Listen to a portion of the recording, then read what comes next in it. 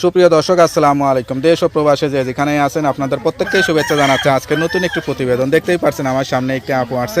আপুটা দেখতে শুনতে অনেকটাই সুন্দর, হাসি খুশি একটি আপু। আসলে কি হয়েছে তার জীবনে, কেন আসছে, চলুন কথা বলেই জানার চেষ্টা করি। আপু আসসালামু আলাইকুম। আপু আপনার নাম কি? আমার নাম সুমাইয়া। সুমাইয়া আপু, কেমন আছেন আপনি? আমি ভালো আছি। আপনি? ভালো আছি। আপনার বাড়ি কোথায়, ঠিকানা কোথায়? মিরপুর। মিরপুর। পরিবারে কে কে আছে? আমার নানি আছে আর আমার ছোট একটা ভাই আছে। মা বাবা কি হয়েছে? আমার বাবা বিয়ে করছে, আম্মুরে নিয়ে গেছে আমার মামারা। বাবা বিয়ে করাতে মারা নিয়ে গেছে, তো আপনারা ঠিক আছে কেন? আমাকে রেখে গেছে, আমার নানির কাছে থাকি, আমার মামারা নিয়ে গেছে আমার আম্মুকে। মামারা কি নানির কাছে থাকে না? কে? আপনার মামারা? মামারা তো থাকে না। তো এখন আপনার খরচ নানি কেমনে চালায়? নানা আছে? না মারা গেছে।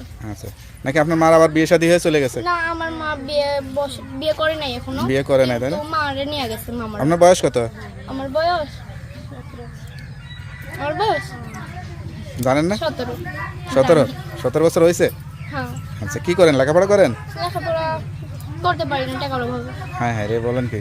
এত সুন্দরী মেয়ে লেখাপড়া না করলে তো জীবনটাই অন্ধকার। কি করবো ভাই, টাকার অভাবে। লেখাপড়া করতে ইচ্ছা হয়? হয় ভাই, সবাই করে, আমি করতে পারি। লেখাপড়া শিখে কি হওয়ার ইচ্ছা আছে? ডাক্তার হওয়ার ইচ্ছা। ডাক্তার? ডাক্তার হইতে তো অনেক লেখাপড়া করা লাগে। হ্যাঁ তো লেখাপড়া যেহেতু করেন না, ডাক্তার হবেন কেমনে? হ্যাঁ, তাই তো। আচ্ছা আচ্ছা। তো প্রতিবেদনে কি কোনো সহযোগিতার জন্য আসছেন, নাকি কি চিন্তা করে আসছেন? ভালো মনের মানুষ পাইলে বিয়ে বসে দামোগা যদি সে আমার দায়িত্ব নেয়। বিয়ের বয়স হয়েছে নাকি? হয়েছে ভাই। সত্যি? হ্যাঁ হয়েছে ভাই। তা সংসারে কাজকর্ম, রান্না বান্না সবকিছু পারেন? ভাই সব পারি। কি ভালো রান্না করতে পারেন? সবই ভালো রান্না করতে পারি ভাই। আপনার মতো এরকম সুন্দরী মেয়ে তো নায়িকা হতে চাই, নায়কের সঙ্গে গান টান করতে চাই, এরকম কোনো ইচ্ছা টিচ্ছা আছে নাকি?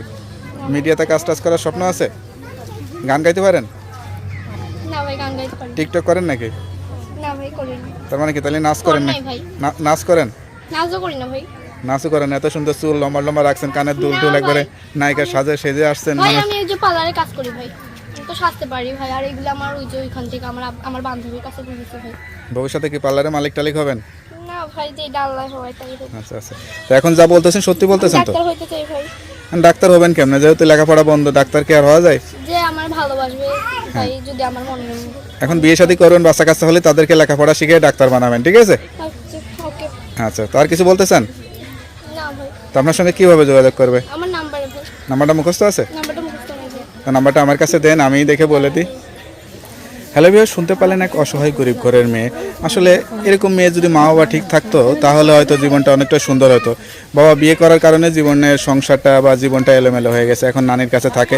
কেউ যদি সত্যিকার অর্থে পাশে দাঁড়াতে চান বা খোঁজ খবর নিয়ে জীবনসঙ্গী করতে চান, তারা এই নাম্বারে যোগাযোগ করতে পারবেন। যাক, নাম্বারটা খোলা রাখবেন, অবশ্যই নামাজ কালাম পড়বেন, আল্লাহর কাছে চাইবেন। নামাজ কালাম পড়েন তো? হ্যাঁ পড়ি।